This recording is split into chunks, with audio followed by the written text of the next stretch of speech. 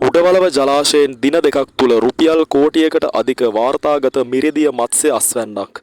රත්නපුර දිස්ත්‍රික්කයේ ඇමිලිපිටිය ප්‍රාදේශීය ලේකම් කොට්ටාසයට අයත් උඩවලව ජලාශයෙන් පසුගිය මැයි 9 සහ 10 යන දින දෙක තුළ පමණක් කිලෝග්‍රෑම් 35000ක් ඉක්ම වූ අතිවිශාල මත්ස්‍ය අස්වැන්නක් නෙලා ගැනීමට හැකි වූ බව ශ්‍රී ලංකා ජාතික ජලජීවී හා සංවර්ධන අධිකාරිය නිවේදනය කරයි. නෙලා ගන්නා ලද මෙම මත්ස්‍ය අස්වැන්නේ සම්පූර්ණ වටිනාකම රුපියල් 1,09,13,490ක් පමණ වේ.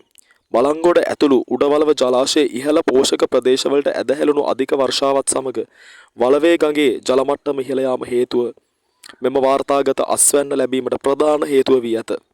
මෙලෙස ලැබුණු අස්වැන්න කිලෝග්‍රෑම් 35469 අතර කැට්ලා කිලෝග්‍රෑම් 27030ක්, මිරිගල් කිලෝග්‍රෑම් 7430ක් සහ තිලාපියා කිලෝග්‍රෑම් 1009ක් අඩංගු වේ.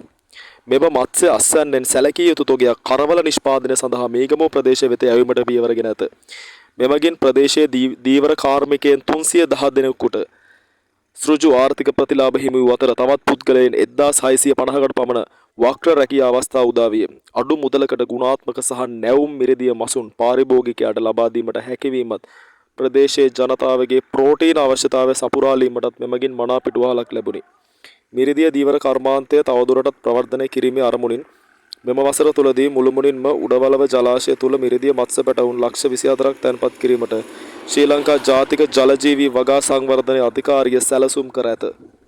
මෙරට මිරිදිය දීවර කර්මාන්තය ශක්තිමත් කරමින් ජනතාවගේ ජීවමනෝපාය සහ පෝෂණ මට්ටම නංවාලීම රජයේ මූලික අපේක්ෂාව බව අධිකාරිය තවදුරටත් පෙන්වා දෙයි.